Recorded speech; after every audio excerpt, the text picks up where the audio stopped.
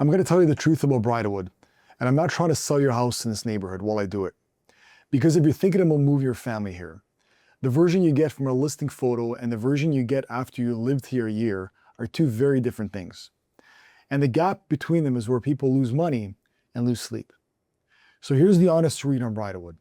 The schools, the traffic, the housing, and the parts nobody puts in the brochure. I'm Bob, I work these streets.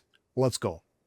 Start with what Bridlewood actually is, because if you don't understand how it was built, you'll misread the houses. Bridlewood went up starting in 1966, named after a horse farm and racetrack that used to sit right here, owned by a distiller named Harry Hatch, back in the 20s and 30s. So the housing stock is mostly detached two-story homes from that era, with condos and apartments layered in, especially north of Finch. What that means for you as a buyer is simple. These are solid, established homes on real lots, but they're around 60 years old. Some have been beautifully updated. Some are wearing 60 years of shortcuts behind fresh paint. Knowing which is the whole game here, and it's why the truth about any Bridlewood house is under the staging and not in it. Schools are the number one thing families ask me about in Bridlewood. And there's a genuinely good news here, with a catch you need to hear. Bridlewood Public School scores near the top of Scarborough on the provincial testing and 8.7 out of 10 on the latest Fraser Institute report card.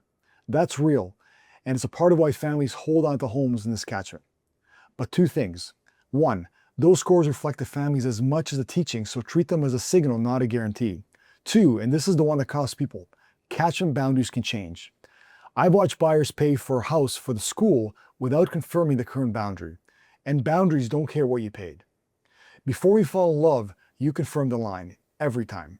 Let's talk about the part of daily life that quietly wears people down if they get it wrong. Getting in and out. Bridlewood has no subway. You're relying on buses along Finch, Warden, and Kennedy that feed the subway lines, or you're driving. The 401 is about 5 minutes away, which is great, until you remember everyone else's 5 minutes feeds the same on-ramp. So the honest read is this. If you drive, Bridlewood is easy. The highways are right there. If you transit dependent to downtown, budget close to an hour each way and decide now whether that's a deal breaker, because it won't feel smaller in February. This is a car-first neighborhood. Own that before you buy, not after.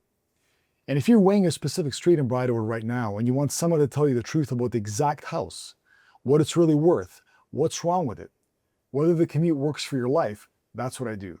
Free home evaluation link is below. No pressure, no follow-up. You can't shut off with one text. So, now the part that makes people actually happy they moved here, because a house is only as good as the life around it. You've got a real green space. North Bridlewood Park with this big Toboggan hill in winter, and Lamoureux Park a few minutes away with a pond, trails, the Kidstown Water Playground, and a year-round tennis center. Bridlewood Mall anchors the everyday stuff, a metro, the Yours Food Smart Asian supermarket, and a library branch expanded back in 2024. So the texture of life here is family first and unglamorous in the best way.